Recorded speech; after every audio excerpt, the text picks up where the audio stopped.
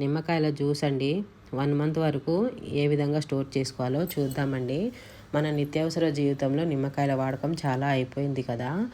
మనం బిర్యానీలోకి వాడతాము, పులిహోరలు అవి చేసుకుంటాము. ఎండాకాలం వస్తే జ్యూసులు ఎక్కువగా తాగుతూ ఉంటాము.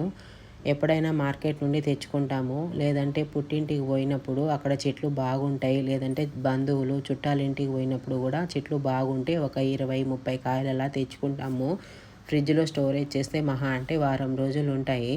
ఆ తర్వాత పాడైపోవడం అయితే జరుగుతుంది, పాడేస్తామండి. అలా కాకుండా ఉండాలంటే నిమ్మకాయలని ఒక డ్రై అయిన క్లాత్ తోటి తడి లేకుండా నీట్గా క్లీన్ చేసి తుడిచేసుకొని ముక్కలుగా కట్ చేసేసి నిమ్మకాయలు పిండేదాంతో పిండేసుకొని జల్లెడ సహాయంతో గింజలవి లేకుండా వడపోసుకొని ఇలా క్లీన్గా డ్రైగా ఉన్న గాజు సీసాలో స్టోర్ చేసేసి ఫ్రిడ్జ్లో పెట్టాలండి. డీప్ ఫ్రిడ్జ్లో కాదు, ఫ్రిడ్జ్లో నార్మల్ ఫ్రిడ్జ్లో పెట్టేస్తే 1 మంత్ వరకు అస్సలు ఏమాత్రం పాడు కాదండి.